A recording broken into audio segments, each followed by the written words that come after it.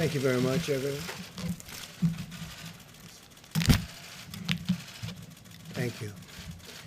We continue to see evidence that our aggressive strategy is working and working at a very high level.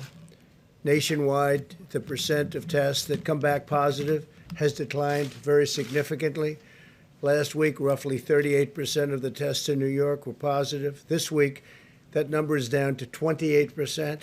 New cases in New York are down 50% compared to a week ago, and fatalities are down 40% over the same period. In Louisiana, the rate of positive test resulted decline from 25% down to 15% in the last 7 days alone. 18 states now show a decline in a number of positive tests in the last 7 days. So over the last 7 days, been very, very significant progress. Half of all Americans live in states that have now taken steps to open their economies. Just yesterday, Governors Gavin Newsom, California, Tim Walz of Minnesota, and Bill Lee of Tennessee announced additional plans to restart certain sectors.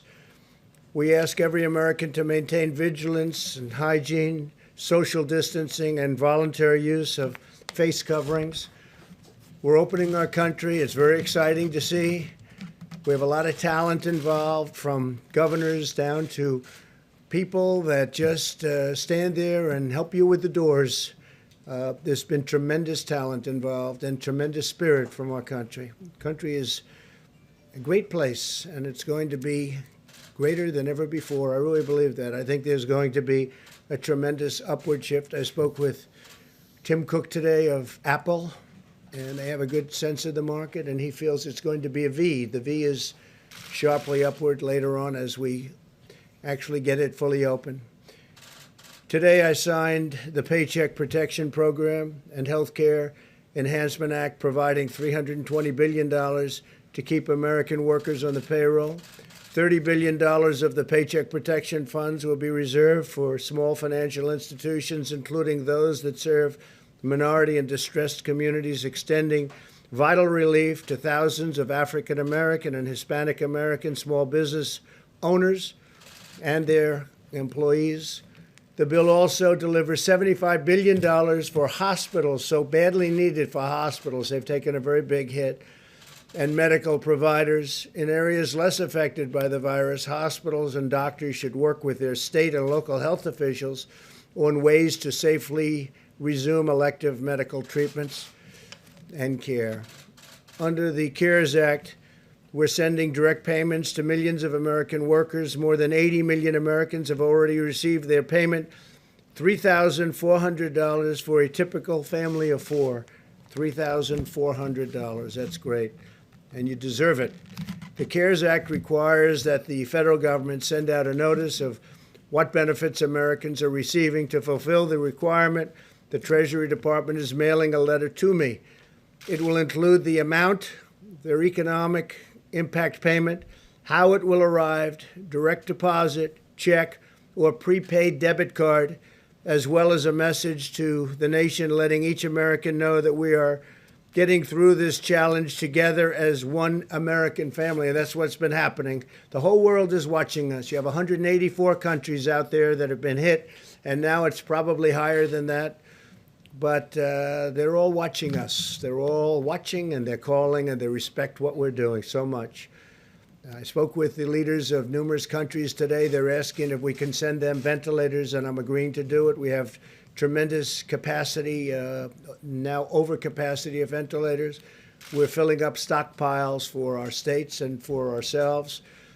Federal government has over 10,000 ventilators, and we could have a lot more if we wanted to do that, but we're helping Mexico, Honduras, Indonesia, France. We're sending to France. We're sending to Spain. We're sending to Italy, and we'll probably be sending to Germany should they need them.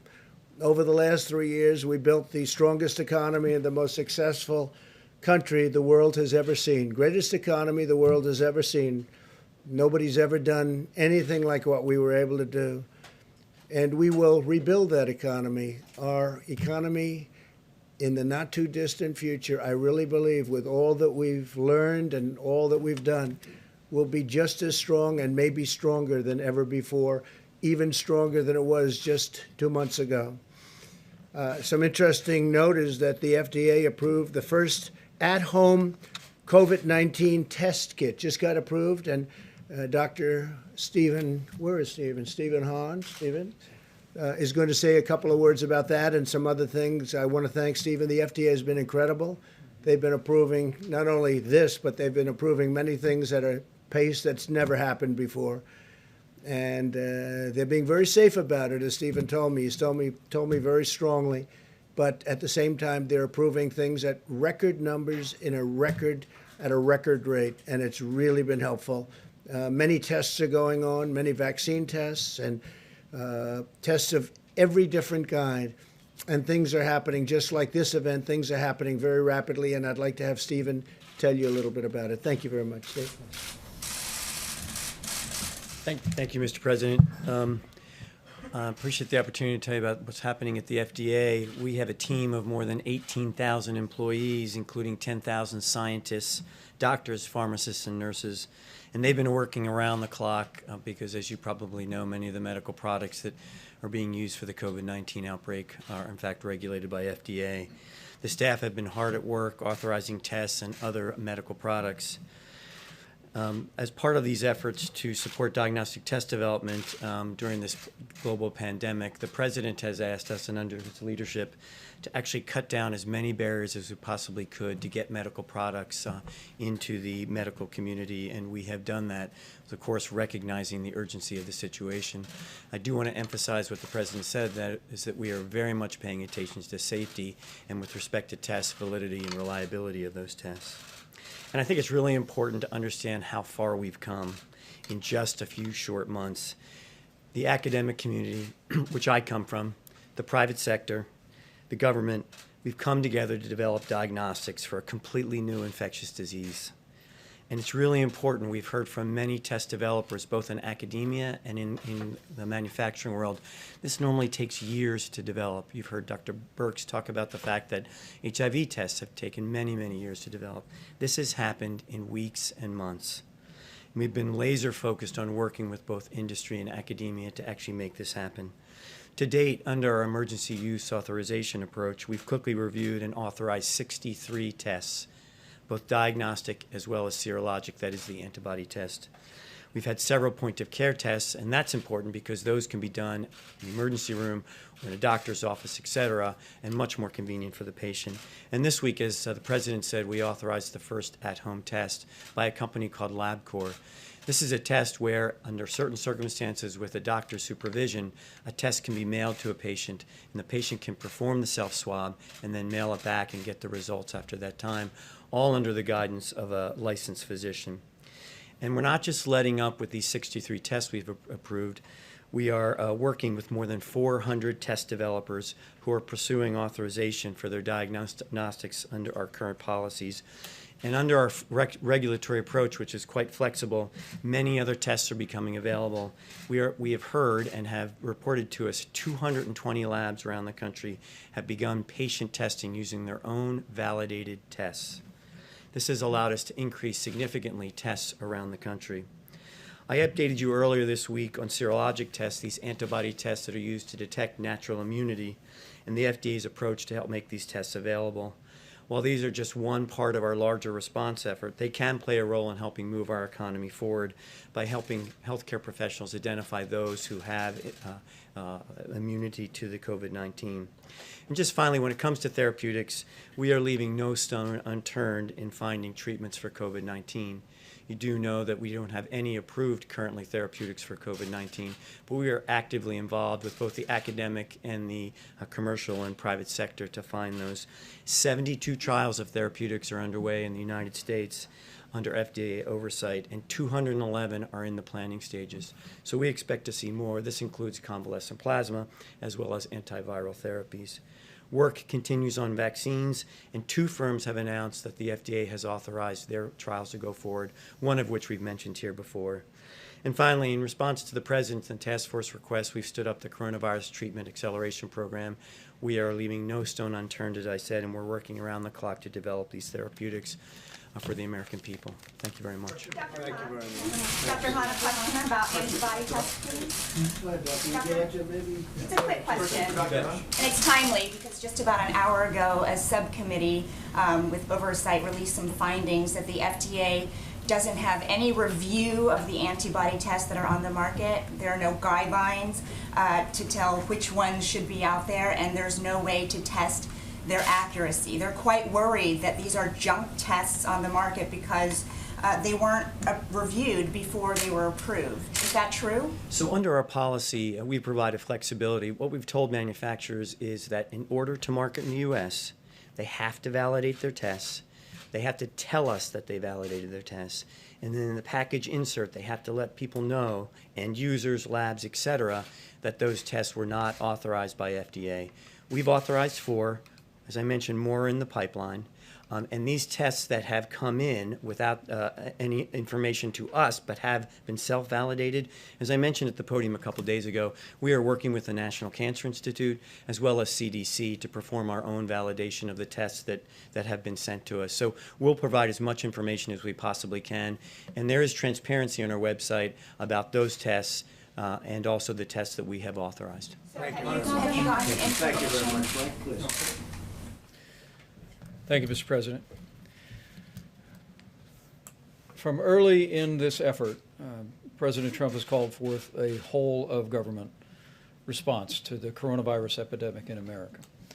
And by that, the President made clear when he asked me to lead the White House Coronavirus Task Force, not merely a whole of the federal government, but a full partnership with state and local governments across the country. And today we renewed that with our latest conference call with governors all across America. We've met with them today specifically to speak about the progress that our governors are making, expanding testing across the country. And we were pleased to hear about the extraordinary and rapid progress that governors are making. At the outset of the call, where we had more than 50 of our nation's governors, we, of course, had Pete Gaynor of FEMA report on progress. More than 35,000 National Guards stood up, 5,000 active duty military deployed in 10 states. And we were also pleased to report that FEMA, HHS, and the private sector have coordinated the delivery of shipments to states around the country, including nearly 67 million N95 masks, 105 million surgical masks, surgical gowns, shields, gloves, more than 10,000 ventilators, and more than 8,000 federal field medical station beds.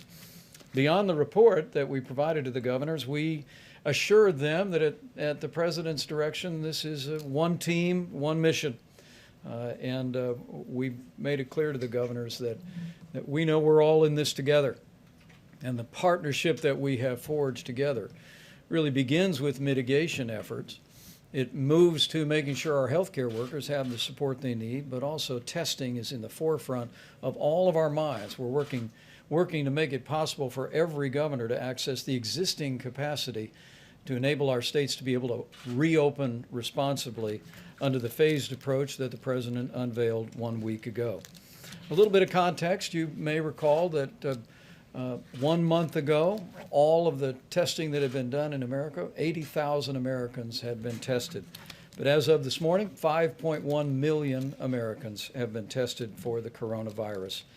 A quick reminder to our fellow Americans, and this was something from our scientists today at the task force, we reminded governors of this as well, that as testing increases dramatically across the country, cases will increase as well. But people should not be discouraged by those numbers. We are looking at very positive trends in hospitalization, in emergency room entrances, and we continue to see, as we've said at this podium every day over the last several weeks, we continue to see positive progress, not just on the West Coast, but even where the coronavirus epidemic has most deeply impacted in areas of the greater New York City area, New Orleans, Detroit, and elsewhere. On our nearly 2-hour phone call today with those governors, we heard of the progress governors were making in implementing the resources that we've been working to provide them, not just the medical equipment, but also, as you recall, that map a week ago that showed where all of the equipment is all across the country in all 50 states. Governor Cuomo joined us for the call today. He spoke favorably of his meeting here at the White House, Mr. President, and his recognition that testing is a partnership between the federal and state governments. As Governor Cuomo said today, he understood that the federal government works with national manufacturing and supply chain, and the governors deal with the labs to expand and implement testing at the state level. Governor Cuomo also explained how he's using his licensing authority as a governor to stand up the more than 300 labs that can do coronavirus testing in the state of New York, and we congratulated him for his leadership in that and urged other governors to use their authority similarly. In Tennessee, Governor Bill Lee told us that he's deployed the National Guard to stand up more than 20 drive-through test sites. They're testing 10,000 people a day, have already tested more than 130,000 people in Tennessee, and they expect to surge another 15,000 people in testing sites this weekend in Tennessee. Massachusetts is an area we're continuing to watch very closely as cases have not yet stabilized, and Governor Charlie Baker, after he thanked us, Mr. President, for the Army Corps of Engineers deployment of 4 field hospitals, he described how they have rapidly expanded testing all across Massachusetts. We commended him for that. In the beginning of March, he said they had just 1 testing site in the state of Massachusetts, and now, thanks to Governor Charlie Baker's team, they have more than 30 testing sites. Minnesota Governor Tim Walz reflected on the call today about the partnership he's forged with the Mayo Clinic, the University of Minnesota, and State Health Department. They're actually collaborating to perform 20,000 molecular tests and 15,000 antibody tests per day. And I'm looking forward to traveling to the Mayo Clinic in Minnesota on Tuesday of next week to learn firsthand from the governor about their efforts across the state to expand testing. Iowa Governor Kim Reynolds gave us an update, Mr. President, on her progress. She's literally tripling testing capacity in her state through a partnership with the private sector, with the University of Iowa and Iowa State University. She also launched the testiowa.com website, which actually creates an access point for people to fill out a questionnaire about whether or not their symptoms or circumstances would justify a test. She said in the first 72 hours, 150,000 people went to the test site to receive an assessment, and Iowa is now testing 4,500 people a day in their state. In Indiana, I spoke also today with Governor Eric Holcomb. They've tested 72,000 Hoosiers to date. They're adding drive-through sites. They'll have 10 drive-through sites established by the state of Indiana before the end of the weekend. And as other governors have done, Governor Holcomb last week opened up half of their elective surgery sites and hospitals across the state, and they'll be opening up the balance of their elective surgery sites next week. In Maryland, another area that we're watching very closely, Governor Larry Hogan expressed appreciation for federal support as he's continuing to scale testing. He had been in touch with the National Institute of Health, which is opening up its laboratories for Maryland to do testing, and we were also able to confirm to him that Walter Reed Hospital's laboratory capacity is available to Maryland. And in Utah, Mr. President, Governor Gary Herbert told us that he actually diverted 1,200 state employees to do contact tracing in their state. In the last 36 hours, 23,000 residents have also signed up for what they're calling their Healthy Together app. And they have 50 different testing locations across Utah and have tested 82,000 people in the state already. Other state examples, Mr. President, were just as inspiring. Governor Phil Murphy of New Jersey has forged a partnership with Rutgers University, working closely with the FDA. They've authorized a saliva-based test that is being deployed just at that site that's expanding their ability to track what continues to be a very challenging environment in New Jersey.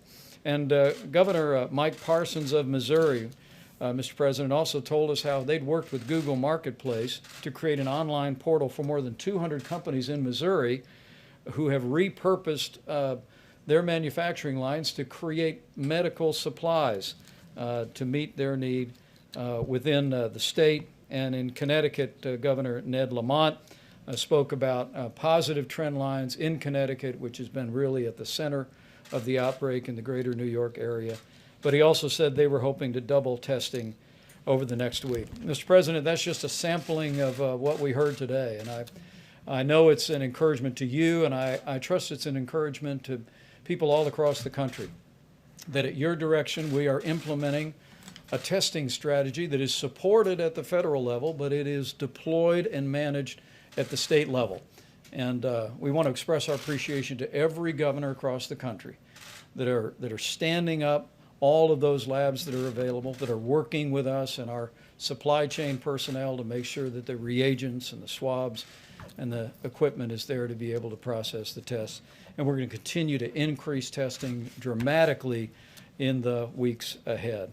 So we want to thank our governors for the progress that we're making on testing and for their role in urging their citizens to practice the kind of mitigation and social distancing efforts that are really making real progress. We're one team, one mission, that's to save lives. And because of all the efforts that have been made at the state level, and the strong guidance that's come from the federal level, because of the amazing healthcare workers across this country and our first responders, but mostly, I believe, because of the cooperation of millions of Americans who've put the guidance into practice.